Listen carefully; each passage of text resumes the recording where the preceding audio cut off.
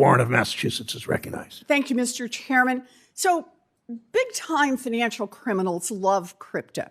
Just last year, just in 1 year, crypto was the payment method of choice for international drug traffickers who raked in over $1 billion through crypto, North Korean hackers who stole $1.7 billion and funneled that money into their nuclear program, and ransomware attackers who took in almost $500 million.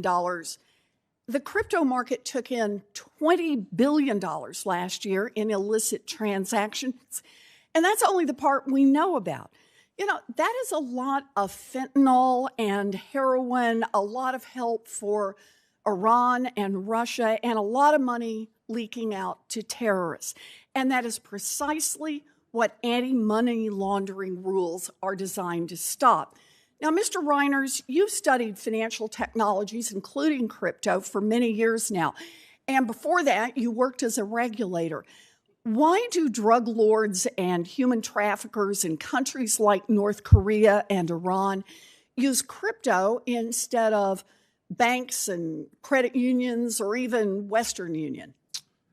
Thank you, Senator. So crypto pseudonymity makes it ideally suited for bad actors. And when you couple that with the fact that crypto transactions are not subject to the same AML and countering the financing of terrorism. AML meaning anti-money laundering and the countering the financing of terrorism statutes that traditional financial transactions are subject to. Again, that just makes it ideally suited for people that want to do bad things. So in other words, crypto helps those drug traffickers in rogue states launder money nearly instantaneously. Is that right? That's correct. All right. And if they couldn't use crypto, would ransomware gangs even exist?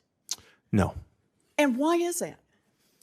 Because ransomware is the exclusive payment method of choice for ransomware hackers. You mean crypto? Or I'm sorry, crypto is the exclusive payment method of choice for ransomware hackers. 100%. Wow. So we have money laundering rules that cover banks and credit unions and stockbrokers and gold dealers and even Western Union. But the current rules don't cover big parts of the crypto industry, and crypto likes it that way. In fact, the crypto industry claims that applying anti-money laundering laws to the whole crypto industry is, quote, not only unnecessary, but it's all but impossible. By the way, this is not a new claim. In 1970, Congress decided it was time for financial institutions to do their part to prevent money laundering, so it passed the Bank Secrecy Act, or BSA. The banking industry objected, claiming that complying would be, quote, a tremendous expense as well as a pain in the neck. The banks resisted. They brought legal challenges. They complained that it would be impossible to comply. And then after the law went into effect, they made it work. Now the crypto industry explains that they are amazingly innovative and creative, but they just couldn't possibly figure out a way to comply with the same anti-money laundering rules that everybody else follows. So, Mr. Reiners, do you buy the industry's argument that crypto is simply too special to follow anti-money laundering rules and that it would be too hard for them to even try? I do not, Senator. All right.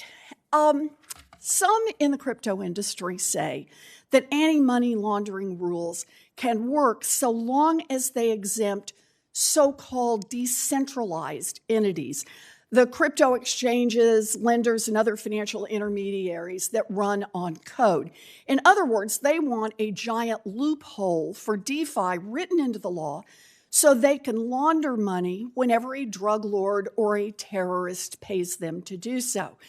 Now, that is exactly what Colorado-based crypto exchange Shapeshift did when it deliberately restructured itself as a DeFi platform. And here's what it told its customers. They said, we're making this shift, quote, to remove itself from regulated activity. Translation, launder your money here. Mr. Reiners, should Congress be in the business of creating loopholes for money laundering? They should not. All right. Look, the rules should be simple. Same kind of transaction, same kind of risk, means the same kind of rules. And that's why Senator Roger Marshall and I are reintroducing our anti-money laundering bill to clamp down on crypto crime and to give regulators the tools they need to stop the flow of crypto to drug traffickers in places like North Korea and Iran. Thank you, Mr. Thank you, Senator Chairman. Warner. Senator Haggerty,